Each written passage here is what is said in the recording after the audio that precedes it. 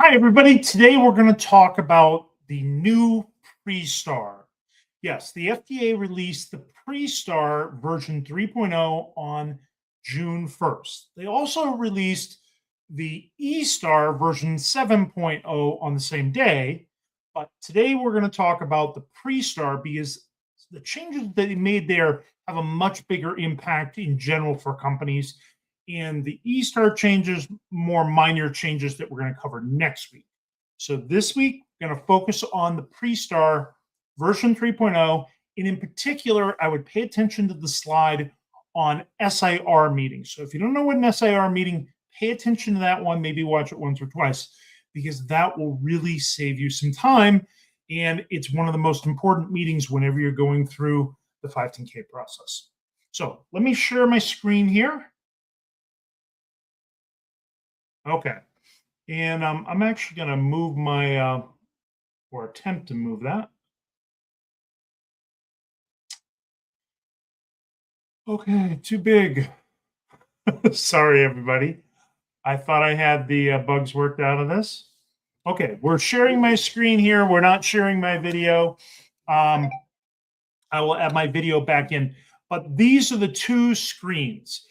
On the left, we have the version 2.2 PreSTAR, and on the right, we have the version 3.0 PreSTAR. And at the very beginning of it, before you can do anything with the PreSTAR, the first thing you have to do is select what type of submission you're doing with the PreSTAR. And my recommendation is to select display all options. And then you can see all the options for how you can use the PreSTAR. And the ones that are bracketed in the arrow, those are the new ones that they've added. Before, they were grayed out. You could see they were planned, but they weren't enabled or active. Now they're enabled and active. So you can do a lot more submissions. The IDE things that are at the bottom, those are not new, at least not of version 3.0. They were new on version 2.0. So whenever the FDA goes adding whole new functionality to this, they up-rev the primary revision. And that also means that you're not going to be able to use the old version any longer. And they actually give you a deadline, which I'm going to show you in a moment. Okay, so everybody asks, can I still use version 2.2 instead of upgrading everything to 3.0? The reason why somebody would ask that question usually is because they've already started with version 2.2 and they don't want to do the work of converting it to 3.0. Now, right out of the box, when I tried importing 2.2 into 3.0, it worked like an absolute dream really fast. I figure after Adobe and the FDA managed to put a few more bugs in the system, it won't work anymore. So it always seems to work during the first few weeks of when they release the new version of the eSTAR or the PreSTAR. It works great. And then after a while, it slows way down. And I've been told that's some bugs in the system that have to be fixed. And Adobe says, we don't know anything about it. And FDA says, oh, it's all Adobe's fault. So, blame Adobe, I guess. So anyway, there are three different places where it says this eSTAR version will be retired. So if you're submitting before August 3rd, you can use the old one. And if you're not submitting an SIR or one of those other options that they've newly enabled, then there was no real benefit to you to do that.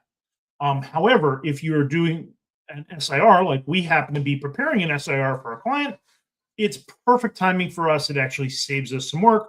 We had already kind of set up the e-copy to send, but this enables us to do a PreSTAR instead of an e-copy, which is faster and better and easier, and make sure that you have everything there and eliminates any possibilities of an e-copy hold, which we don't like. Now, I talked to before about display all options. Some people just have a mind like a steel trap and they can remember the difference between a request for feedback information and a request for meeting and a request for determination. They never make a mistake. But The rest of us might get confused once in a while, particularly if we're tired or whatever, and we might forget and pick the wrong option. We don't see what we're looking for. So just pick display all options, gives you all the options, and then you pick the one you want, saves you a step. It's really not that hard. So that's what I recommend. Pick on that. But there are 5 different general types of pre-stars. There's a request for feedback, a request for a meeting, a request for determination. The expedite programs is a functionality they have not enabled yet. So you won't see that yet. But that is planned for the future. And then we have the investigational device exemptions, which were enabled in version 2.0. So I recommend picking the specific option, and I'm not even letting you see here at the bottom. Display all options, and then whatever one you want. So now the first the first option at the top of the list, once you've selected display all options, is a 513G. And a lot of people ask me whenever I say you might need to do a 513G, or the FDA says in a pre-sub, we can't answer that question. You'll have to submit a 513G. Those are usually how that discussion begins. What that means is you need the 3-letter product code classification, and this is where it can be seen. They have a product classification search database, and they have a 510K database. If you're looking at a specific 510K summary on the screen, before you click on the actual summary hyperlink, the one on the right that shows you where it is, and the one on the left, that is where it is in the product classification database. And you can even search the database by any one of the other terms, and it will give you all the product code options. So that's what a 3-letter product code is. And basically, when you would use a 513G, you're not sure which product code you should submit under. You're not sure where you should be looking for a potential predicate. So in this case, you ask the FDA. It might be a borderline case. You're not sure. You think it might be a de novo. You want it to be a 510K. You can submit a rationale to the FDA. We think it's a de novo for this reason, or we think it's a 510K for this reason, or we think it's exempt for this reason. Yes, you can do exempt too. But if you're doing exempt for these submissions, and maybe I'll put back on my my video here if I can. So we'll try to do that again. Okay. So when you are trying to convince the FDA that your product should be exempt, let's say you have a biofeedback device, and the biofeedback devices, I think they're HCC or HHC is a 3-letter product code, and you want it to be that. Well, if you've added some other functionality to this device, or it's used for a very specific indication that normally biofeedback devices are not used for, then you're in a situation where you need to convince the FDA that you're right and they're wrong. In that particular case, there is a place in the regulations where it's called the limitations of exemption. It's always the first 3 letters of the regulation. So on the screen here, I don't think you can see it well, actually, because it's blinded by my video. So I will go back to my other video here.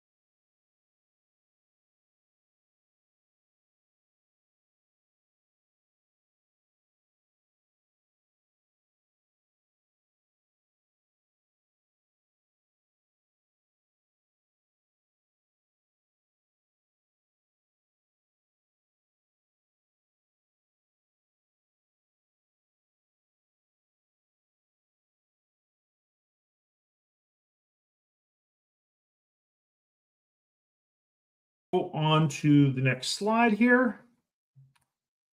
So for this one, I've shown you all the display options. So the next question usually is, and this is the most common reason for using the PreSTAR in the first place, is you're going to submit a pre-sub.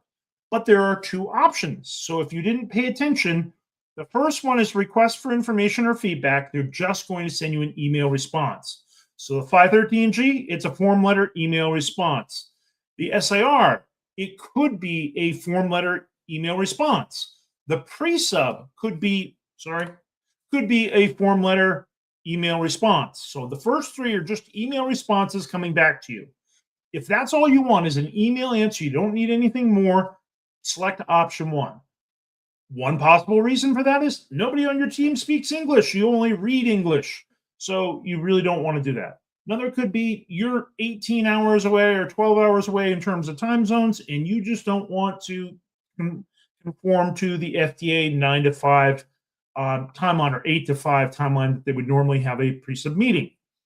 The third most likely reason is that in this particular situation, you're pretty sure you're going to get the answer, but you just want it in writing. And if it's a different answer than you wanted, it was a no instead of a yes, still not a big deal. You want to save yourself the extra work of preparing meeting minutes and submitting the meeting minutes. You're trying to save the FDA the time and effort of having a meeting. The theory goes that you'll get your meeting sooner if you ask for an email response. It's a great theory. I have yet to have it actually work out that way for myself. Every single email response I've ever received has been later than the email responses I get when it's tied to a meeting. The FDA tracks their meetings, schedules their meetings, but they don't schedule email responses. So they're going to deliver it probably on the 75th day, which is their deadline. Or actually, I think it's 70 days. So you're going to get it as late as possible to still meet their metrics. So that's probably what you're going to get if you ask for an email response only. But sometimes it's nice not to create the meeting minutes, unless you're a consultant and want lots of billable hours. We generally recommend whatever the most expeditious route is. And usually the reason why you want the meeting is you're not sure which way the FDA is going to answer, and you want to ask a follow-up clarification question if they answer one way or another. And you can't do that in an email format. You can't ask those follow-up questions without submitting a supplement. So that's the number one reason why people want option two. Okay, let's go on to the next slide here. What is an SIR? So I'm gonna for a second here, I'll just change my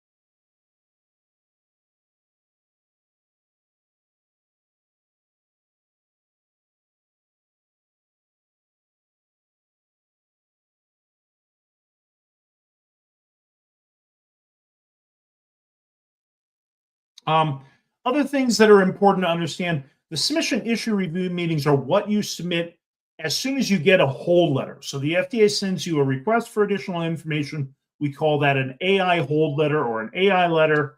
That letter, you have 180 days to respond to it with your supplement. You must request your meeting within 60 days. If you don't, then it's going to be a traditional Q-sub meeting with the FDA, and you're going to have to wait 75 days instead of 3 weeks. So one of the best features of these SIR meetings is you get the meeting faster, and they try to schedule it within 3 weeks, but it's no guarantee. They would like all these SIR meetings to be 30 minutes, but you are permitted up to 60 minutes. So in general, you're better off requesting the 60 minutes in finishing early. The FDA will be thrilled if you finish early. They will never complain that you finish the meeting early. Email or meeting, we already discussed this for the pre-subs, but the SIR, you don't have both options.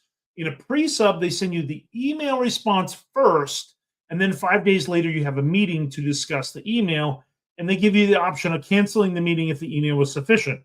SIRs don't have that option. So it's either an email response from the FDA or a meeting. You cannot have both.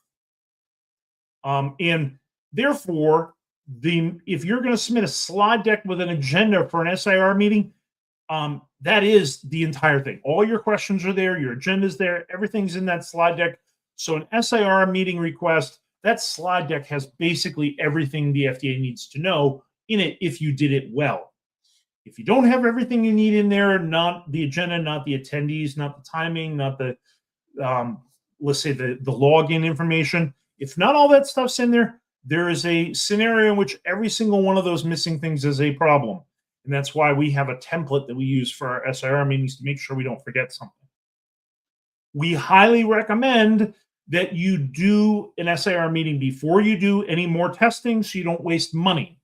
But it's extremely recommended that you do it before you submit a supplement to the AI hold, because you don't get 2 AI holds 99% of the time. It's less than 1% of the time you get 2 AI holds. So do not squander your opportunity to ask an SIR question. It's just a 3-day wait. It's worth it. So highly recommend and extremely recommend the before you submit your supplement, because you don't get 2 shots at this. Okay, next type of submission for the PreSTAR is an informational meeting. A lot of people misuse their pre-sub meetings. The pre-sub meeting is not, the purpose of that meeting is not to say hello to the FDA, meet them and greet them and build a relationship with them. That would be more the purpose of an informational meeting, and it's unlikely that you need to do that. Yes, certain cultures really value that very highly. The FDA is a bureaucracy. They just want to do their job and get it done. They have more work than they have time for. They have limited resources and budget. The relationship building is not as important to the FDA, but that is one of the purposes.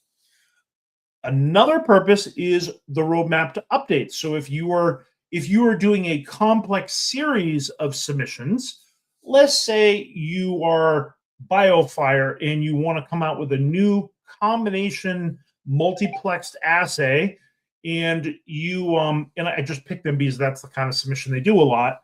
And there's going to be a new species of infectious disease that you're going to detect that requires a de novo, but you want to multiplex it with all the 510K ones. That creates a problem because you can't combine 510K and de novo in the same submission.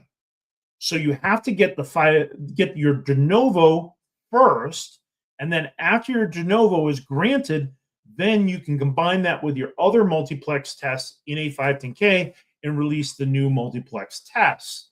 But a lot of people aren't familiar with that because they haven't gone down that de novo pathway for an IVD. So they think they can just combine the two, and the FDA says, no, sorry, you've got a problem here for your regulatory pathway. You cannot combine these 510K tests with your de novo test in the same de novo submission. You have to get one, and then you can submit the other. And then the most common reason is the top, introducing a new technology. And sort of the other reason why I was thinking of adding BioFire, if you develop brand new molecular detection technology, and it's going to be a platform for all your infectious disease IVD kits, that new technology, that's something the FDA hasn't seen before. So you want to explain that to the FDA and explain it's going to be a platform technology.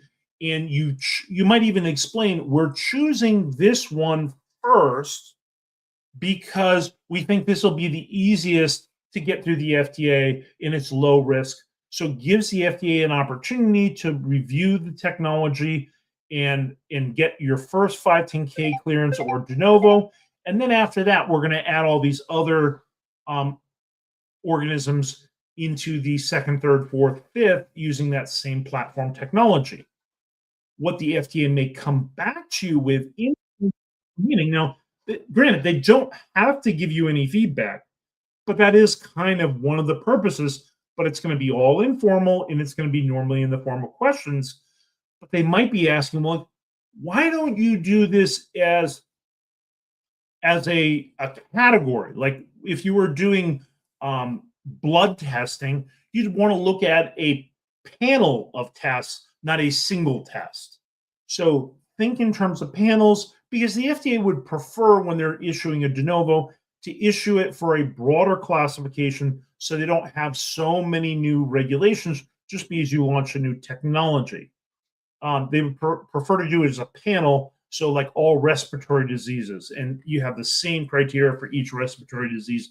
That would be great to have a panel for one technology rather than each individual analyte you're looking for is a separate de novo.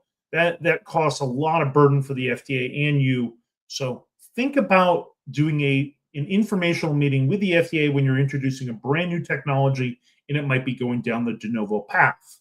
And a lot of companies, they have these new technologies. They don't take the FDA up on the option of an informational meeting. It really can help. Okay. Another option is 100-day meetings for PMAs. If you don't know what a 100-day meeting is, that's probably because you don't do PMAs. Now, we don't generally do PMAs.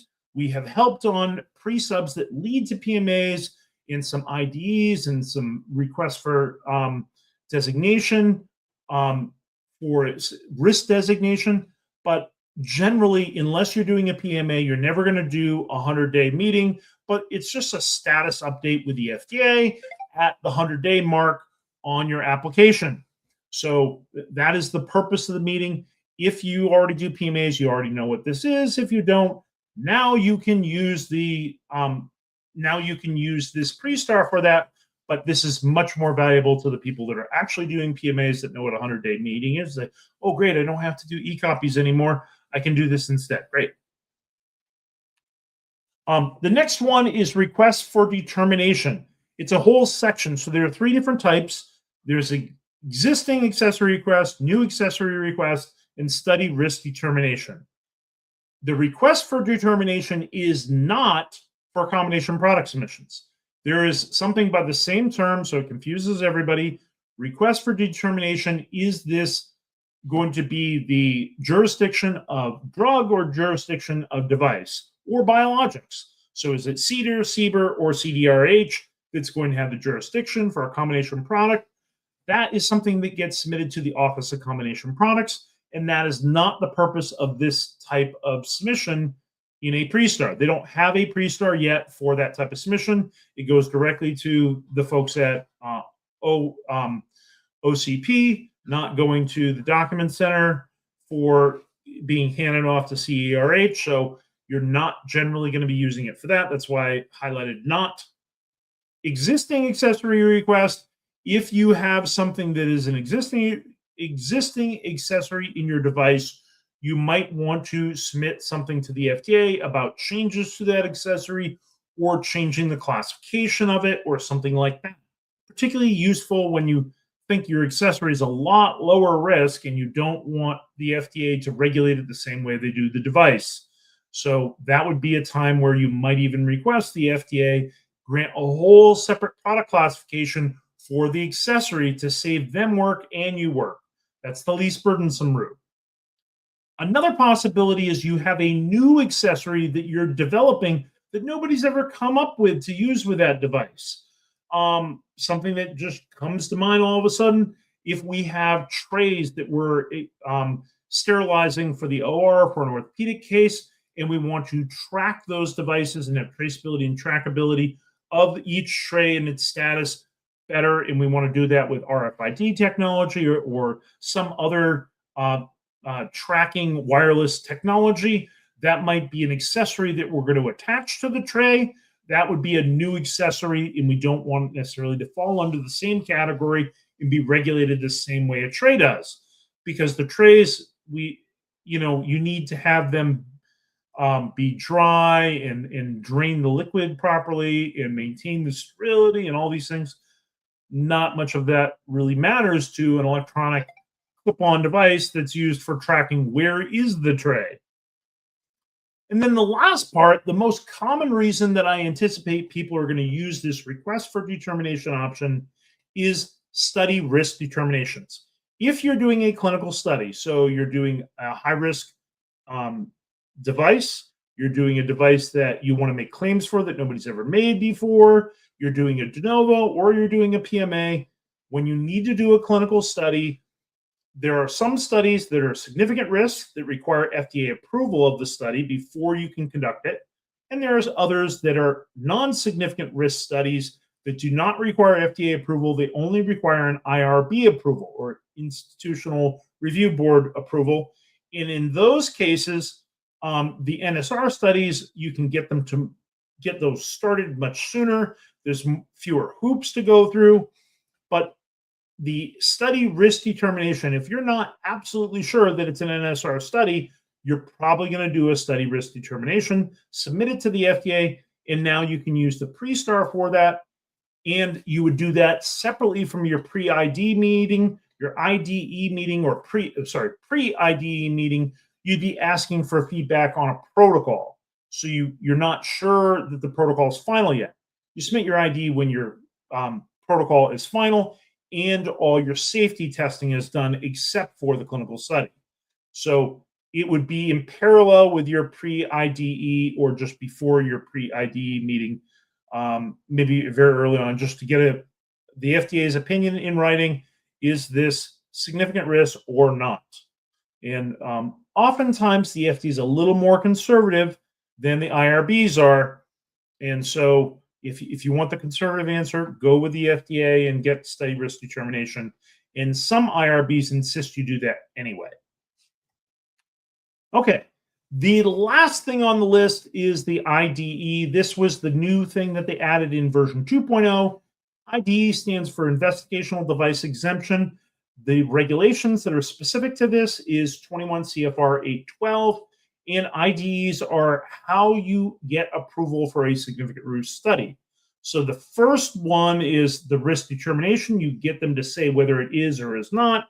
And then the second one, the IDE, is now we're getting approval for that significant risk study. They are two different submissions. So even before you do your de novo, you're probably going to have a study risk determination, a pre-sub reviewing or pre-IDE reviewing your protocol, then an IDE to approve the clinical study, and then you're going to submit your de novo. And you might have a few more IDEs, a few more pre-subs in there too, to ask other testing questions like biocompatibility and software and cybersecurity and things like that. And that takes us to the very end of our presentation. I don't have any other questions that people have put in there. If you have questions, you're watching this as a recording later on, go ahead and put your comments down below. I haven't looked at our YouTube channel comments and questions in quite a while. So right after I hang up here, I'm going to go in there and I'm going to answer some questions. I probably got a bunch waiting for me. But thank you for joining me today. And I hope you enjoy the new PreSTAR 3.0. And join us next Thursday at 12:30 Eastern Time. And we're going to cover the eSTAR changes in 7.0. See you then.